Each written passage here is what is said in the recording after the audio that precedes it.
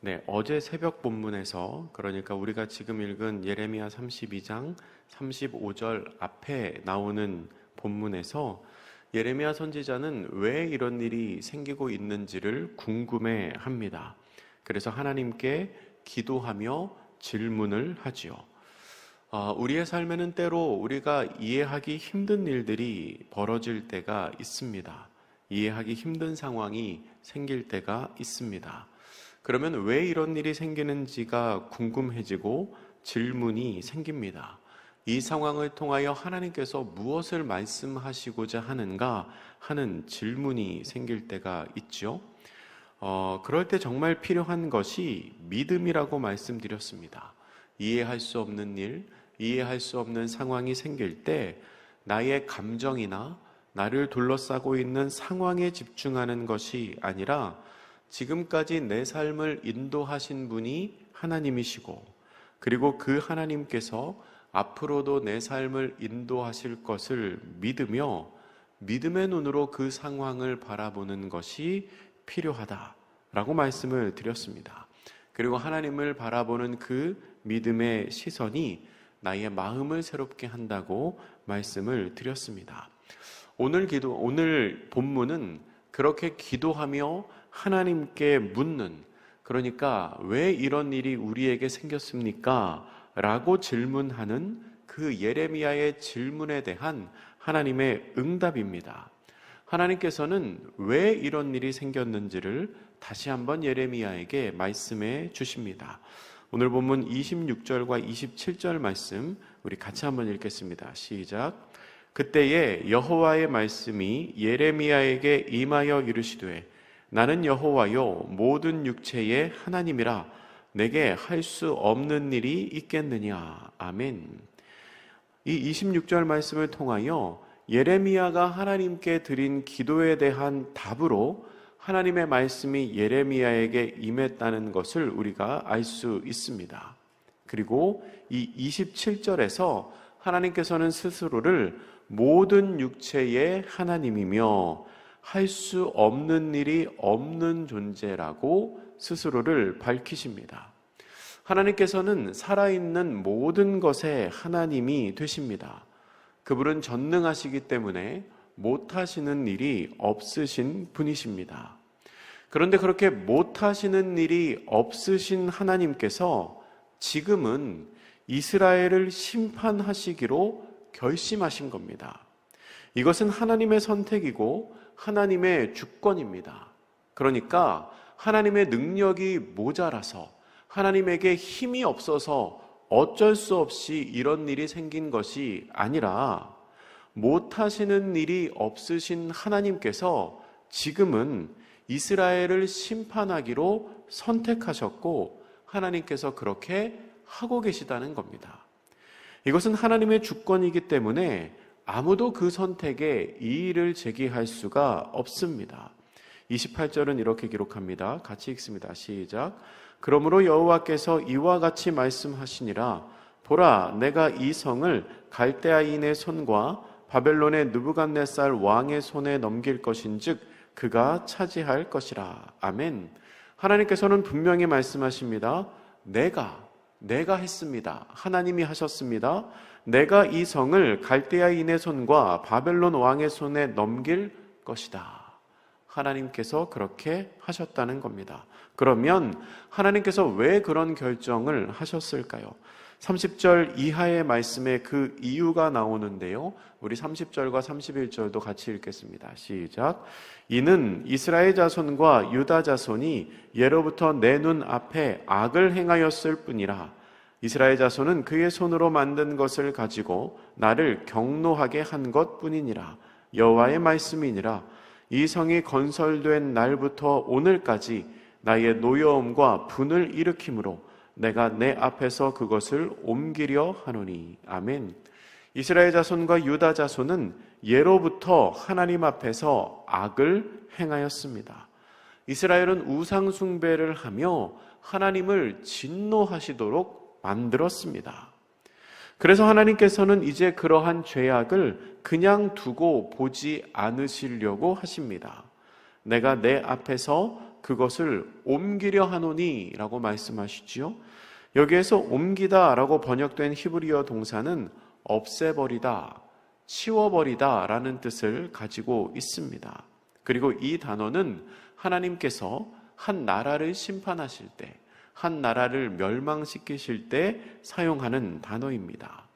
그러니까 이스라엘의 죄악을 더 이상 그냥 두고 보지 못하시고 이제는 하나님 앞에서 치우시겠다는 겁니다. 없애시겠다는 겁니다. 거기에 두고 고쳐서 쓰시는 게 아니라 그냥 없애시겠다고 말씀을 하십니다.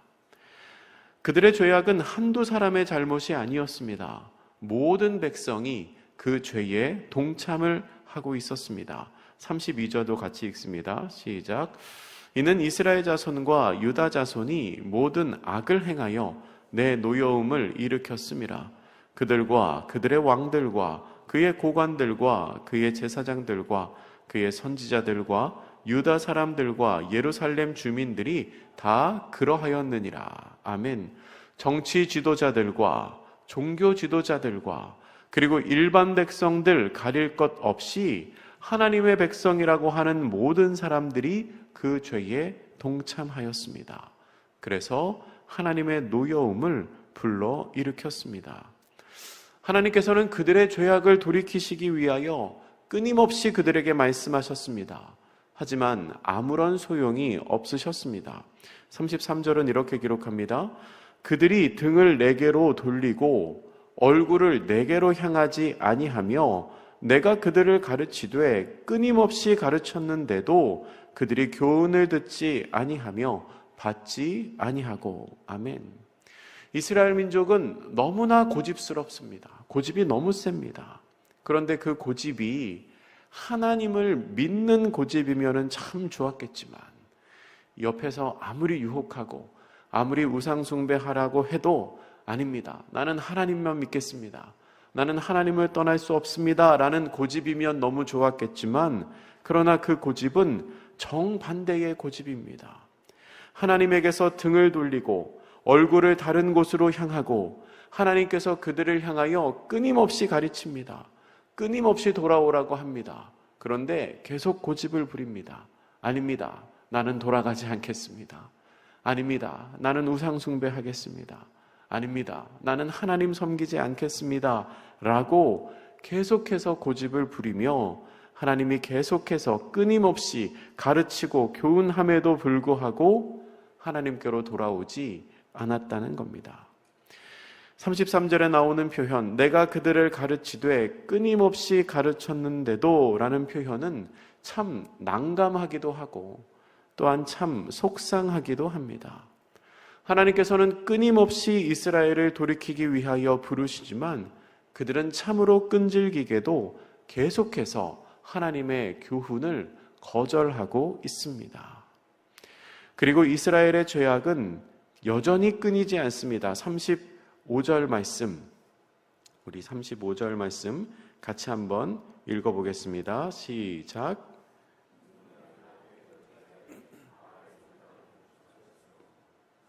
아들들과 딸들을 몰렉 앞으로 지나가게 하였느니라. 그들이 이런 가증한 일을 행하여 유다로 범죄하게 한 것은 내가 명령한 것도 아니고 내 마음에 둔 것도 아니니라. 아멘, 아멘. 이스라엘 민족은 하나님의 성전에 우상을 세우고요, 또 예루살렘 남동쪽에 있는 이 흰놈의 아들의 골짜기에서 산당을 짓고 자녀들을 몰렉에게로 지나가게 했다는 것은 인신제사를 드렸다는 겁니다. 자녀를 제물로 드리면서 이제 제사를 드립니다. 이것은 분명히 하나님께서 원하시는 것이 아니었습니다. 하나님이 가장 가증스럽게 여기는 행위였습니다. 그러한 행위를 하고 이스라엘이 하고 있다는 겁니다. 오늘 본문에서 하나님께서는 질문하는 예레미야에게 답변을 하십니다. 하나님, 왜 우리에게 이런 일이 생겼습니까? 하나님, 이해할 수 없는 이 일이 왜 생깁니까? 라고 기도하며 질문하는 예레미야에게 하나님이 답을 주시지요. 그 답이 무엇입니까? 이스라엘의 모습을 적나라하게 보여주시는 겁니다. 이스라엘이 지은 죄를 하나님이 나열하고 계십니다. 예레미야는 왜 이런 고난을 주시냐고 도저히 이해할 수 없다고 말하지만 하나님께서 말씀하시는 이스라엘의 죄악을 들으니 오히려 이스라엘을 향한 하나님의 심판이 가볍게 느껴집니다. 오히려 하나님이 지금까지 참 오래 참으신 것 같습니다.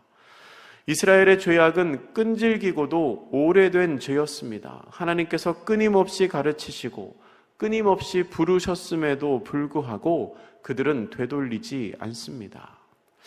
어떻게 그렇게 오랫동안 죄를 지을 수 있을까 싶지만, 그런데 여러분, 사실 이것은 당연한 모습입니다. 왜냐하면 죄는 지으면 지을수록 더 짓기 쉬워지기 때문입니다. 한 번이 어렵습니다. 한 번이 어렵지요. 두 번, 세 번 반복하는 것은 오히려 쉽습니다. 예전에 그런 통계를 본 적이 있습니다. 어떤 잘못을 저지르는 사람, 그러니까 죄를 짓는 사람이에요.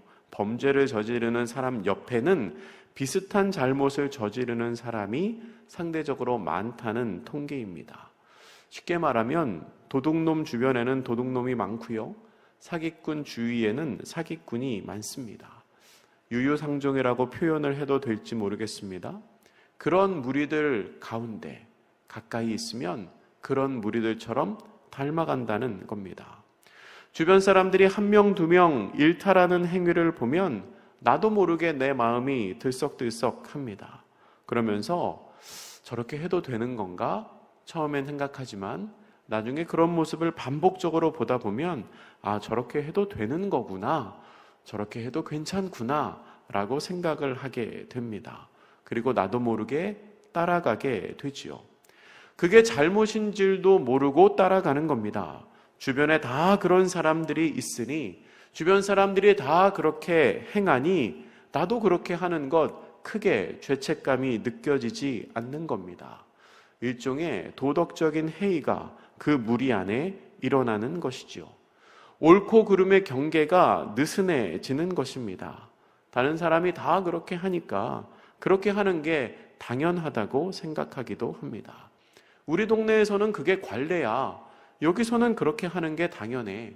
이게 불법적이라는 거 알고는 있지만 우리가 늘 그렇게 해왔어 라고 스스로 위안을 삼기도 하고 합리화를 시키기도 합니다. 그런데 여러분, 이것이 죄에서 빠져나오지 못하는 전형적인 패턴, 전형적인 모습입니다. 그런데 여러분, 이런 모습이 바로 우상숭배가 가지고 오는 치명적인 부작용 중에 하나이기도 합니다.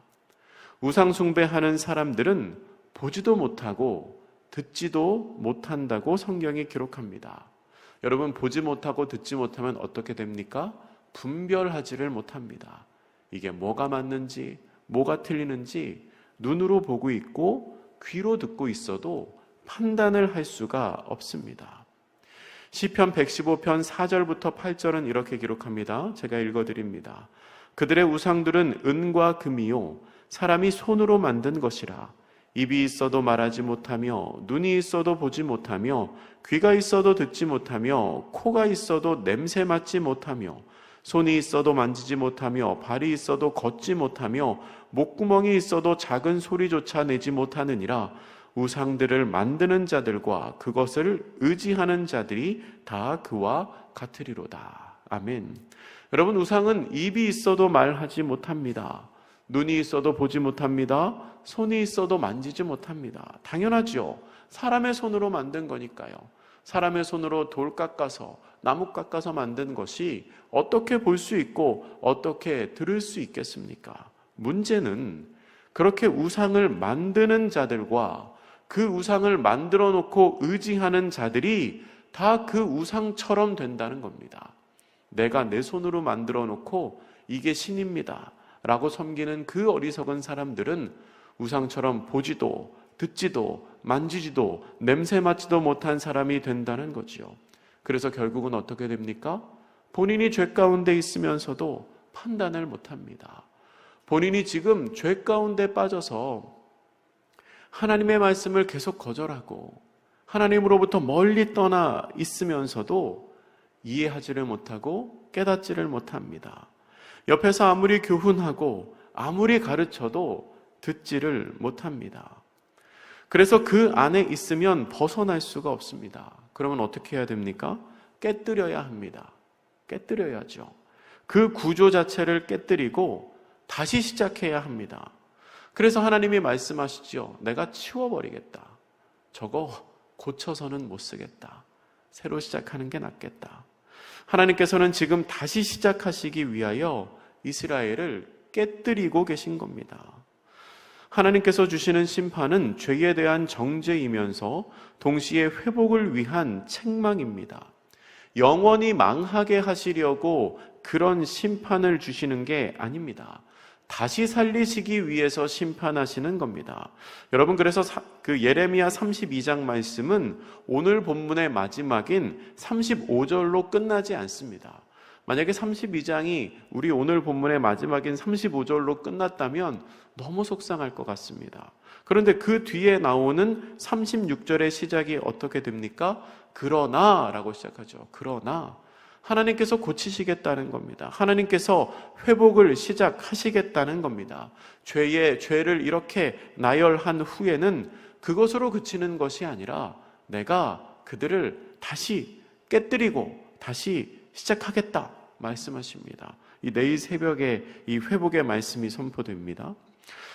하나님께서는 죄에 빠진 이스라엘을 위하여 오랫동안 참으셨습니다. 이스라엘이 가나안 땅에 들어온 직후부터 우상을 숭배하며 악행을 일삼았음에도 불구하고 하나님은 끊임없이 가르치시며 계속해서 참으십니다. 그리고 그 하나님께서는 지금도 우리를 위하여, 지금도 이 땅을 위하여 계속 참고 계십니다. 베드로후서 3장 9절은 이렇게 기록합니다. 주의 약속은 어떤 이들이 더디다고 생각하는 것 같이 더딘 것이 아니라 오직 주께서는 너희를 대하여 오래 참으사 아무도 멸망하지 아니하고 다 회개하기에 이르기를 원하시느니라. 아멘. 하나님께서는 그때 이스라엘을 위하여 참으셨던 것처럼 지금도 우리를 위하여 참으십니다. 지금도 이 땅을 위하여 참으시고 지금도 믿지 않는 사람들이 다 회개하여 하나님께로 돌아오시는 날을 기다리시며 참고 계십니다. 그리고 오래 참으시며 아무도 멸망하지 않고 다 회개에 이르기를 원하고 계십니다. 우리가 우리를 기다리시는 전능하신 하나님 앞에 온전한 모습으로 설 수 있는 사람들 되면 좋겠습니다. 구원의 문제가 해결되었다고 해서 다 끝난 것이 아닙니다. 내 속에 있는 죄를 버리고 온전한 모습으로 하나님을 기쁘시게 하는 그런 복된 성도님들 되시기를 주님의 이름으로 축복합니다. 기도하겠습니다. 사랑의 하나님, 말씀을 통하여 하나님께서 이스라엘 민족을 오래 참으셨음을 보게 하시니 감사합니다. 오래 참으신 하나님께서 이제는 그들을 깨뜨려 죄에서 회복시키시고 다시금 하나님의 백성으로 만드시고자 하는 하나님의 계획을 보이셨습니다. 지금도 우리를 위해 하나님께서 오래 참고 계십니다. 많은 사람들, 모든 사람들이 구원받기를 기다리시며 또한 우리가 회개하고 하나님 앞에 나아오기를 기다리고 계십니다. 그 주님 앞에 우리가 온전한 모습으로 서는 사람들 되기를 원합니다. 하나님의 음성에 귀를 기울이며 하나님의 뜻대로 살아감으로 말미암아 하나님을 기쁘시게 하는 우리 모두가 되게 하여 주시옵소서. 감사드리며 예수님의 이름으로 기도드립니다. 아멘.